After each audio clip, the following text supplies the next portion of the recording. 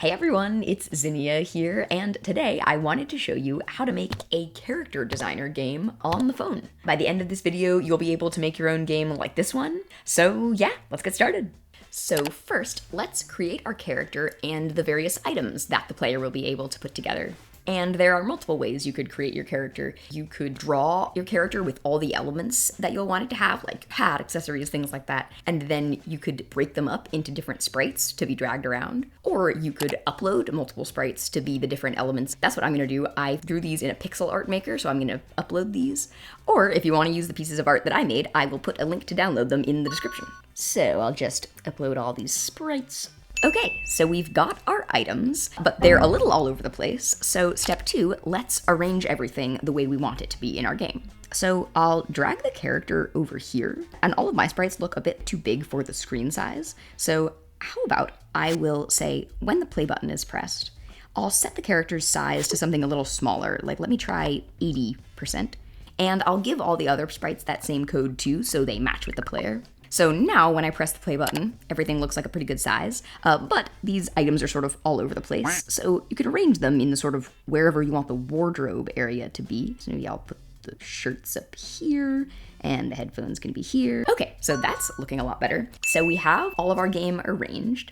Now for step 3, let's make it so that when the player is playing the game, they can drag these sprites over to the character and they'll snap into place. So in our game, the player can already drag the sprites around, but right now they kind of have to place them perfectly to get them to line up. So we'll make it so these objects can snap into place. And how can we do that? Well, we can use the when touches block, and we could say when this item touches the character, then we can make it go to a certain position. We could have it go to the exact right position. So that just means we have to figure out the XY of the exact right position. Okay, let me try to line this up. And that looks pretty good to me. So, okay, let me see what the X and Y are at that spot. So it's 259.82.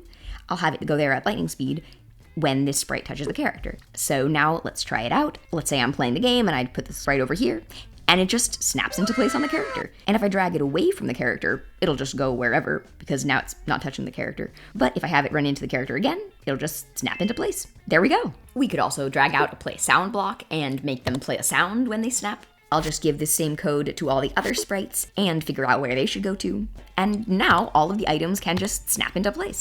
Now, one problem is that if I click and restart the game, the items are all just over here because I dragged them over here. So let me drag these back, not you. Let me drag these back to their starting places. And now that I've dragged them back to where they should start, these go to blocks will update to that position. So I can have them go to these positions when the game starts. And I'll also make the main character go to a starting position. You know what? I'll actually put this inside a forever loop, just in case the player accidentally drags them, because I literally did that while recording this video. Okay, so the items can snap into place. Now, for the last step, let's make the player be able to change the color of the items. So how about we make it so that when the player taps on a sprite, we'll change the color of it. So I can just drag out the change color block. And if I drag this item out to the character, then I can tap on it to change the color. You could have it change by a very small amount if you wanted to, or something larger.